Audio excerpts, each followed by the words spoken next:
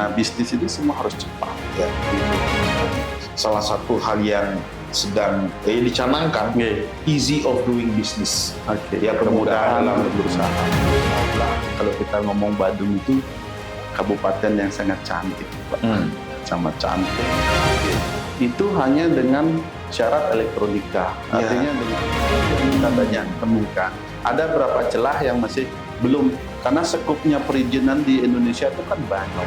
Seperti saya, Pak Giri Praste, sama Pak Suwiyase sudah bagus sekali.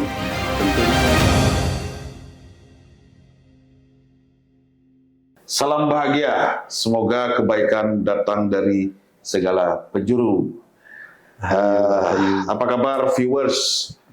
Jadi pada kesempatan ini kita kedatangan tokoh dan akan banyak menceritakan perjalanan hidupnya, terutama dalam konteks sebagai entrepreneur ya, atau sebagai pengusaha. Ya.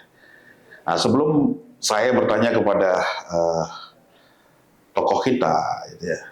Jadi saya pernah membaca dan kutipan ini selalu saya bawa sampai saat ini, dan saya rasa ini bisa mewakili situasi itu. Gitu. Jadi seperti ini kutipannya: tiada pengetahuan diperoleh tanpa mencari, tiada kebahagiaan tanpa kesengsaraan, tiada kesentosaan tanpa rasa sakit yang tak alang kepalang. Setiap pencari mesti pada suatu ketika akan mengalami pertentangan kewajiban yang mengaduk-aduk hati. Ya, Pak Gede. Siapa Pak Cuma? Iya, jadi ungkapan saya tadi itu saya rasa juga mungkin mewakili perjalanan Benar. Pak Gede Putra. Jadi viewers, Pak Gede Putra ini adalah Ketua Kadin saat ini. Siap. Nah, kalau saya lihat di sini di di buku program Kamar Dagang ini, saya baca dulu. Nama lengkap Iputu Gede Putra Adnyana ST, Sarjana Teknik. Pak Gede, mungkin Pak Gede bisa ceritakan dulu identitas Pak Gede, lalu bagaimana apa basic Pak Gede sehingga Pak Gede Putra ini sekarang menjadi Ketua Kadin. Gimana, Pak? Baik, terima kasih Pak Sibel. Beliau, saya bangga hari ini bisa diwawancarai oleh dokter termuda ini. Dari idola saya ini beliau. Jadi mungkin saya pengusaha, basically saya pengusaha di bidang electrical. Ya, saya kelahiran Prerenan, saya tinggal di Canggu. Jadi saya kalau bilang mungkin dari nol, kalau zero to hero gitu. Dari istilahnya dari nol gitu ya. Nol, yang notabene adalah orang tua saya petani, ya dengan kehidupan yang tentunya di bawah standar sekali. Jadi awal mulanya mungkin saya pun pernah putus sekolah sih sebenarnya. Pernah putus sekolah? Pernah sekolah. SMP saya sudah berhenti sekolah. Jadi perjalanan panjang sekali dalam kehidupan saya ini, yang tentunya astungkara saya berada di posisi seperti ini, Pak. Jadi kalau saya tarik dari cerita Bapak singkat tadi, gitu, bahwa sebenarnya sepanjang kita berjuang, gitu ya, meskipun kita dalam konteksnya nol, bekal nol, kalau kita berjuang terus menerus dan kita mampu berkomitmen terhadap apa yang kita perjuangkan, astungkara, gitu ya, berhasil. Proses tidak mengkhianati hasil. Benar. Baik. Jadi Pak Gede Putra. Jadi kalau berbicara Kadin nih, sebenarnya apa itu Kadin? Kadin itu adalah kalau Kadin itu memang organisasi resmi yang tentunya dinaungi oleh undang-undang, Pak. Undang-undang nomor 1 tahun 87. Jadi itu adalah induk dari semua organisasi yang ada sih di Indonesia, terutama di bidang ekonomi. Naungannya ada di Kadin seperti itu. Jadi tentunya di sini Kadin itu bisa sebagai sebuah hub untuk saat ini. Ya, jadi sebuah hub bagaimana pengusaha-pengusaha itu tergabung dalam Kadin biar mendapatkan networking, coaching, dan solusi dalam berbisnis bagaimana. Nah, di sanalah sebuah hub lah dibicarakan, karena kalau konotasinya asosiasi dulu udah terlalu kuno mungkin ya. Sekarang sudah ada kata hub ya sebagai puncak, tapi sebuah apa komunitas begitu. Itu Pak. Ya. Pak Dokter. Jadi Pak Gede Putra, Kadin Badung. Nah, ada embel-embel Badung di belakangnya. Berarti ini hanya orang-orang yang berdomisili di Badung atau usaha di Badung, bagaimana? Kalau Kadin Badung itu tentunya kami dari DPP, punya DPP, ada Kadin Indonesia, ada Kadin Bali, ada kabupaten kota. Nah, tentunya saya hanya bertugas menakodai Kadin Badung.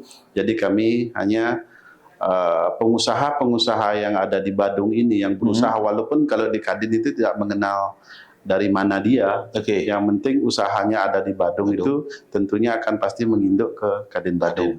Gitu. Mungkin jadi pertanyaan ini. Kalau saya melihat Pak Gede, Pak Gede Putra, melihat usahanya electrical gitu. Jadi kalau mendengar kata electrical mungkin itu adalah usaha kita sehari-hari lah. Artinya segala sesuatu tools yang sering kita gunakan gitu ya. Nah, artinya dari sana kita bisa lihat pasti modalnya segini nih. Masih modal gede ini, nah seperti itu. Nah sekarang kalau berbicara wirausaha, bicara UMKM, ada kecil nih. Nah kira-kira pengusaha-pengusaha yang tergabung di dalam Kadin ini ada batasan tidak? Misalnya usahanya harus 1M, 2M gitu. Ada nggak? Ada nggak? Gimana? Oh nggak seperti itu. Karena kita adalah dalam artian saat ini adalah hub. Tentunya usaha semua itu bisa ke Kadin. Dari usaha mikro, kecil, menengah, besar itu akan bergabung menjadi satu. Nah tentunya kan nanti ada yang besar ya pasti akan memberikan coach ke yang lebih edukasi, pengalaman, jam terbang pasti di sana. Nggak ada pembatasan itu. Berarti benar juga katanya Francis Bacon itu. Knowledge is power gitu ya. Jadi meskipun kecil sekarang kalau terus dihujani dengan pengetahuan, experience akhirnya juga berkembang ya. Benar. Nah kalau sekarang saya fokus lagi nih. Yang fokus ke persoalan usahanya Pak Gede Putra. Nah, mungkin nama usahanya apa dulu? Gitu. Yang bernama usaha saya nama Mahaputra Group. Nah di sana itu beberapa perusahaan dari kontraktor electrical yang bergerak di bidang MEP, ada juga anak-anak perusahaan seperti toko-toko listrik sampai dengan pabrikasi. Jadi alat-alat listrik gitu. Jadi yang tentunya dari kami membuat usaha itu tentunya kan saya bilang tadi dari nol. Ya dari saya muda, jadi STM mungkin saya sudah mulai itu pekerjaan seperti itu gitu. Artinya antara usaha yang dibuat dengan bidang studinya atau disiplin ilmunya sejalan. Disiplin ilmunya kami sejalan. Kebetulan sejalan. Sampai dan dia dari bisnis kami juga hulu hilirnya tetap dari sana. Dari electrical ke material electrical akhirnya satu inliner lah. Tidak jauh dari sana. Nah, kira-kira dalam usaha Pak Gede ini tantangannya apa? Dalam tantangannya tentunya pasti banyak dalam dunia usaha.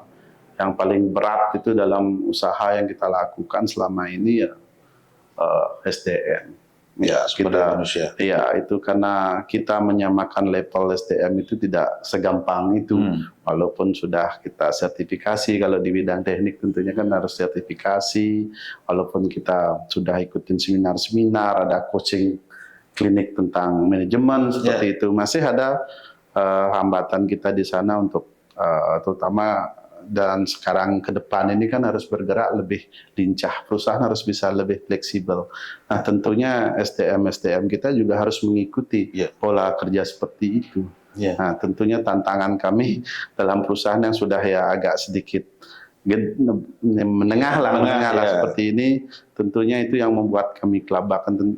Mudah-mudahan sih ke depannya kita mencari coach lagi, menimba ilmu, karena juga saya banyak sampai ada posisi sekarang ini tentunya banyak sekali senior-senior saya, guru-guru saya mungkin yang melihat podcast ini. Terima kasih, saya sudah berada di titik ini berkat suhu-suhu dan mentor-mentor saya semua yang ada sebali mungkin. Saya ibaratnya kalau buat skripsi itu ucapan terima kasih. Terima kasih sudah yang tidak bisa disebutkan. Dan belum tentu saya bisa balas ini. Seperti itu, Pak. Pak Gede Putra. Nah, sekarang ini saya juga ingin menyoroti dari perspektif disiplin ilmu saya, ilmu hukum. Jadi kalau bisnis itu nggak pernah lepas dari hukum, benar. Atau hukum itu yang menaungi sehingga bisa tertib dan sebagainya. Nah sekarang dari kacamata Pak Gede ini, artinya saya nggak boleh menjudge ini. Dari kaca Pak Gede, aturan hukum kita dari nasional, daerah sampai daerah, sampai yang terkecil yang terlek spesialisnya. Kira-kira apakah sepenuhnya mendukung kegiatan berusahanya atau ada hal yang kurang gitu? Karena ini saya potong sebentar ya. Karena ada aliran-aliran hukum yang mengatakan bahwa hukum itu untuk manusia, bukan manusia untuk hukum. Jadi kalau hukum yang sudah tidak sesuai lagi, ya ganti. Nah, gimana Pak Ade? Mungkin kalau masalah hukum ya, karena kita di dunia usaha itu pasti tidak kita pungkiri, karena ada beberapa hal yang mungkin kontraproduktif ya kita bilang ya. Artinya ada banyak juga hukum yang ada aturannya yang status quo. Kita bisa mencari izin itu tidak ada kan, seperti itu. Nah nanti itu juga dilema buat kita di dunia usaha. Nah tentunya mudah-mudahan dengan adanya regulasi yang lebih baik, undang-undang yang sudah banyak direvisi tentang dunia kerja dan OSS ya terakhir kemudahan kita berusaha, itu membantu sekali kita dalam memperoleh perizinan yang cepat. Nah tentunya karena semua tuntutan sekarang di dunia bisnis ini semua harus cepat, gitu. Nah korelasinya tadi ke kami benar-benar memang mengimbas sekali. Kalau sebuah regulasi itu kontraproduktif terhadap kinerja kami, nah, tentunya kami juga di bidang elektrikal yang tentunya banyak segi aturan yang harus kita penuhi. Jadi kenapa saya bertanya semacam itu? Jadi supaya ada semacam pemantik, terutama para viewers ini kan juga pasti ada yang mendalami hukum dan sebagainya, sehingga melihat problem ini minimal bisa memberikan kita masukan-masukan.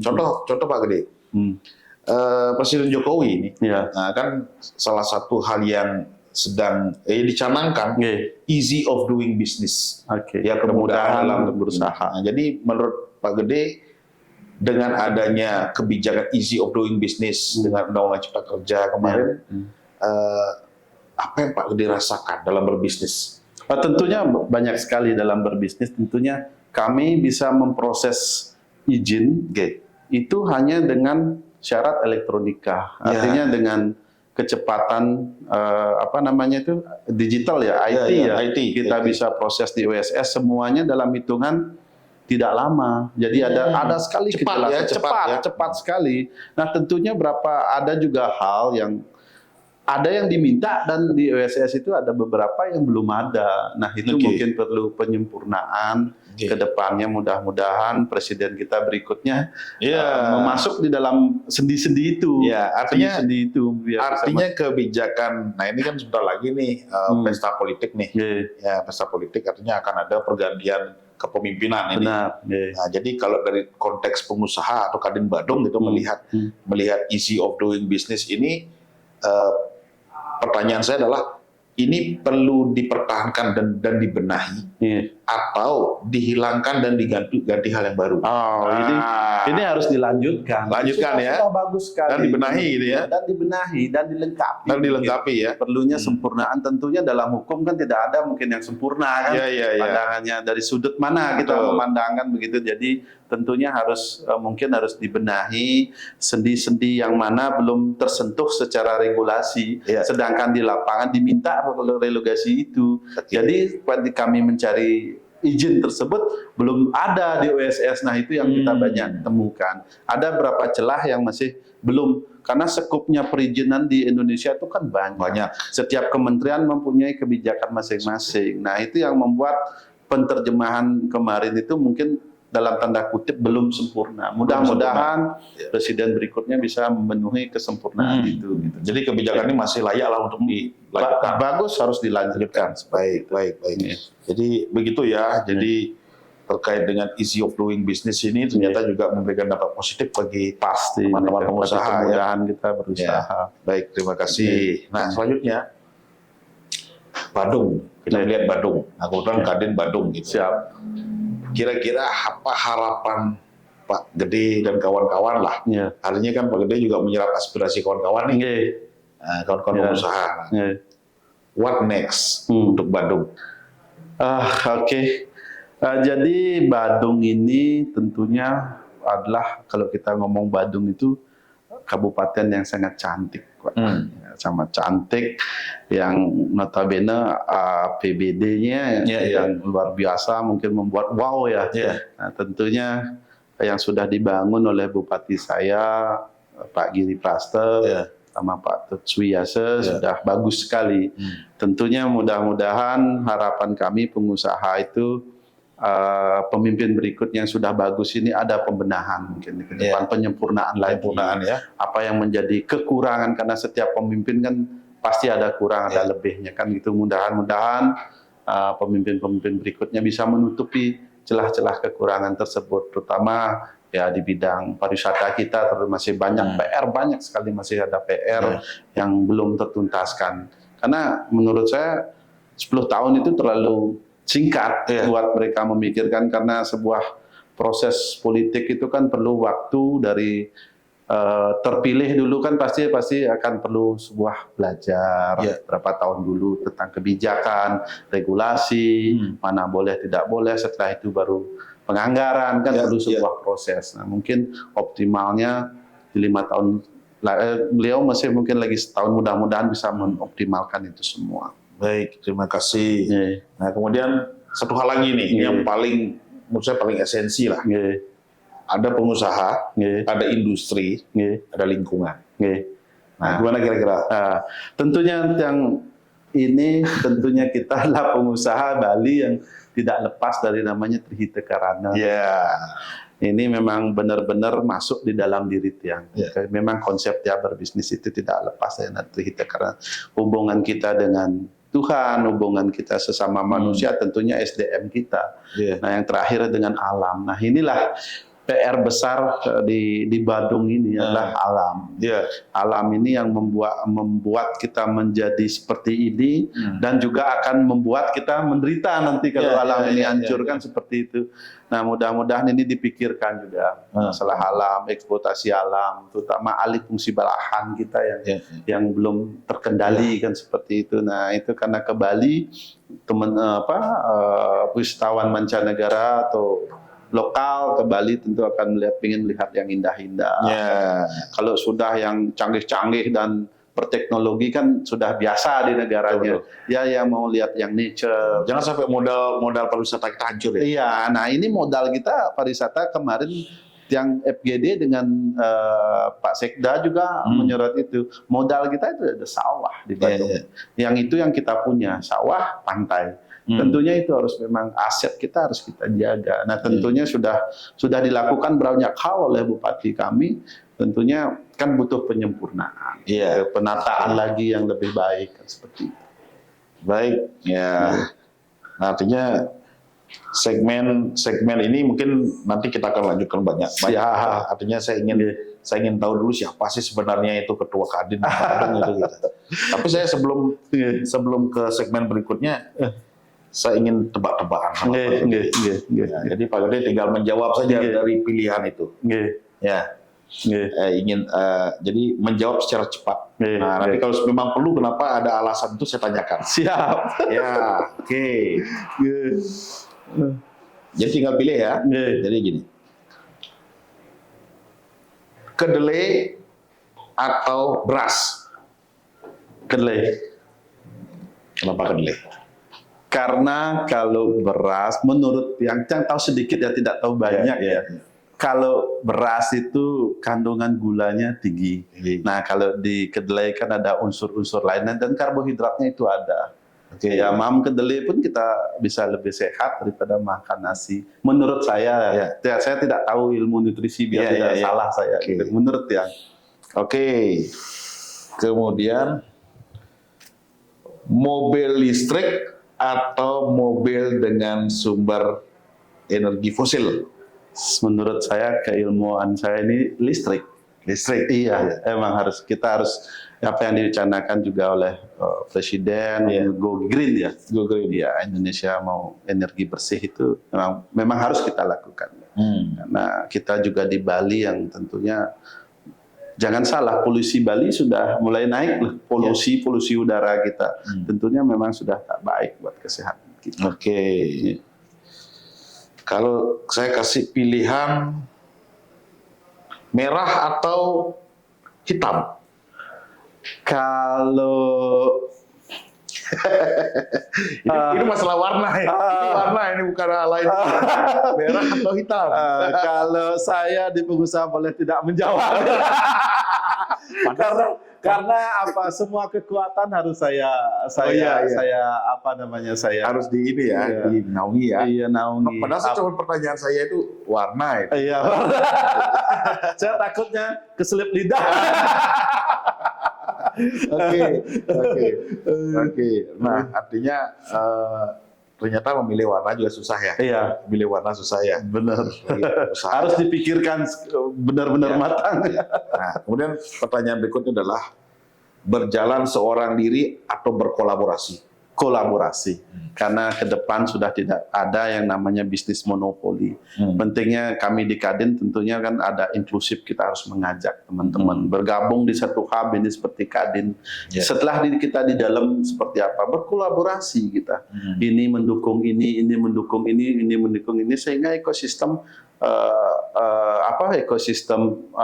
dunia usaha itu tumbuh kembang. Kita nggak bisa sendiri, harus bersama-sama ke depannya. Kita belajar dengan Gojek ya. Gojek tidak punya aset, dia berkolaborasi dengan semua pihak sehingga dia bisa menjadi perusahaan, bisa mengalahkan taksi yang sudah puluhan tahun merajai di Indonesia. Jadi ada multiplier effect-nya.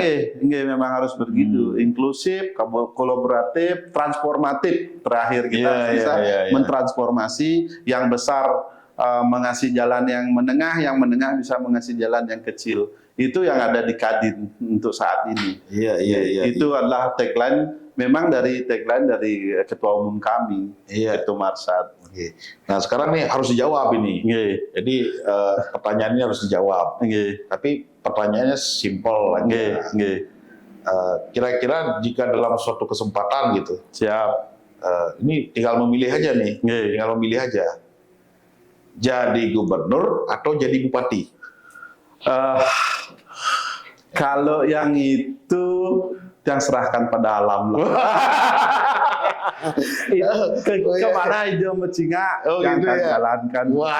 Karena hal-hal seperti itu kita tidak bisa target dalam hidup ini. Tentunya yang jadi ketua HIPMI, jadi ketua kontraktor listrik se-Bali, ketua DPD kontraktor listrik di Bali, saya menjadi ketua Kadin saat ini, tentunya itu sebuah bagi saya ngalir aja. Saya tidak memaksa, saya tidak harus menjatuhkan orang menjadi sebuah seperti ini, ngalir aja. Teman-teman ngalir percaya ngalir aja. Kalau itu dipaksakan hal-hal begitu nanti buyar semuanya nanti gitu. Kalau begitu saya ganti pertanyaan saya. Menunggu waktu atau menunggu kepercayaan teman-teman? Pentingnya saya menunggu kepercayaan teman-teman. Jadi harus berbuat dulu ya? Berbuat dulu, tunjukkan dulu prestasi. Karena kita pengusaha yang berprinsip begini, sebagai pengusaha apa yang saya katakan itu harus saya lakukan. Karena apa yang kita lakukan saat ini juga mengedukasi di Kadin seperti ini, tentunya harapan teman itu bisa percaya terhadap kita. Tentunya dalam rangka cukup kecil lah dulu teman bisa percaya terhadap kita, akhirnya masyarakat yang percaya terhadap kita. Nah, pada saat itulah kesempatan itu akan datang. Apakah juga ada yang meminang? Kalau enggak, kepercayaan lagi. Iya, kepercayaan lagi. Iya, udah berbuat apa belum? Udah berbuat apa belum? Gitu. Oke. Ada lagi satu pertanyaan nih. Pertanyaan tuh saya. Nah, jadi di buku-buku sering kita baca itu, berikan ikan atau berikan kail, kan kita berikan ikan atau berikan kail. Nah, pertanyaan saya pada Pak Gede, di mana masyarakat kita juga masih ada juga yang di bawah garis kemiskinan ya. Dihadapkan dengan Pak Gede dihadapkan dengan pertanyaan itu, kail atau ikan? Kalau menurut saya ke depan yang lebih baik itu memang kail, karena tentunya kalau ikan kita kasih, mungkin dia akan makan pada saat hari itu juga. Tapi kalau saudara kita kasih kail, dia bisa menggunakan kail itu setiap hari. Besok dia bisa dapatkan ikan, setelah nanti. Tapi tentunya akan ada sebuah proses pendampingan. Bagaimana caranya mendapat ikan yang besar. Kalau mau ikan yang besar ya kita harus berlayar ke laut. Tapi kalau mau ikan yang biasa-biasa ya di kali. Kali pun ada macam-macam ikan, cara menangkap dan umpannya apa. Nah itu tentunya sebuah pendampingan. Nah seperti itu. Kemudian ini terkait dengan kail dan ikan. Berikan uang modal uang atau berikan pendidikan. Menurut saya paling penting itu bukan uang dalam bisnis, memang pendidikan. Pendidikan karena di sana akan terbentuk sebuah culture yang mereka benar-benar paham bagaimana mencari uang. Ya kalau uang dulu kita kasih, ya pasti akan konotasinya pasti akan mereka terbuai, dia melakukan hal-hal yang tidak diinginkan, berikan sesuatu yang tidak berguna, buat yang seperti itu, judi dan sebagainya. Mohon maaf ya, tidak rasis itu. Jadi kalau kita bisa mengasih yang pendidikan, dia akan secara intelektualnya pasti meningkat. Yang kedua, attitude akan terbangun sebuah dan jadi pengusaha pun dia gampang karena dia sudah belajar menakar sebuah risiko di dunia pendidikan seperti itu. Baik. Nah, habis sudah pertanyaan saya. Siap. Tapi kalau saya tanya lagi, dan dijawab lagi pertanyaan saya. Berkelit menjawab atau belum saatnya? Belum saat. Oke, Pak Gede. Nah, sebelum kita akhiri segmen ini, mungkin Pak Gede punya closing statement lah kepada para viewers. Tentu saja suatu saat ini akan ditonton juga oleh kadin-kadin di kabupaten kota ataupun provinsi bahkan nasional gitu ya suatu saat ya. Kira-kira ada nggak closing statement yang artinya yang saat ini memang penting untuk didengar oleh kawan-kawan? Closing statement saya mungkin pertama mungkin saya ingin teman-teman kadin atau punya mimpi lah, kita punya mimpi besar dalam hidup ini. Jadi apa yang kita mimpikan di dalam dunia usaha pasti ingin usahanya besar, berkembang dan sebagainya, seperti itu. Setelah punya mimpi tentunya sebuah tindakan. Tentunya mimpi yang besar itu membutuhkan tindakan yang besar pula. Lalu karena di sini akan mengandung sebuah risiko yang besar juga, kan seperti itu. Jadi mungkin itu yang harus kita lakukan sebuah pengusaha, itu adalah punya mimpi, punya tindakan, dan goalnya seperti apa yang kita inginkan di ujung di sebuah proses bisnis itu. Apakah nanti tentunya semua itu adalah proses, tentunya juga jalan Tuhan, dia Sang Yang Widi-Wasa. Apakah kita akan berhasil tidak, itu jangan pernah dipikir. Jalan dulu ya, seperti itu. Tidak ada salahnya kita mencoba, berhasil dan tidaknya urusan nomor sekian. Gitu. Artinya jatuh, bangun lagi, kan seperti experience is the best teacher. Gitu ya. Exactly, tepat. Baik, terima kasih Pak Gede. Jadi segmen ini padat, ya segmen ini padat sekali dan tentu saja suatu saat kita akan bicara lagi. Siap. Mungkin nanti kawan-kawan Kadin yang lain, Siap. Kita bidang-bidang yang lain kita bicara atau mungkin usaha-usaha yang khusus-khusus lah. Ya, Kita akan benar, bahas. benar. Karena di Kadin banyak sekali ragam usaha yang bisa kita gali. Ya, dari pengalamannya itu mungkin bisa menginspirasi teman-teman se-Indonesia bahwasanya dalam berbisnis itu tentu semua harus uang kan seperti Betul. networking dulu. Networking, yang paling bentar. Lebih penting itu networking bagi saya. Oke. Terima kasih Pak Ade. Ya. Siap. Saya tutup dulu. Silakan. Baik, demikian saya tadi bersama Ketua Kadin Badung, ya kita menceritakan sedikit pengalamannya, menceritakan bagaimana perjalanan bisnisnya, gitu ya. Terima kasih kepada para viewers yang sudah menonton acara ini, gitu. Dan ditunggu segmen-segmen berikutnya. Semoga kebaikan datang dari segala penjuru. Salam bahagia. Terima kasih.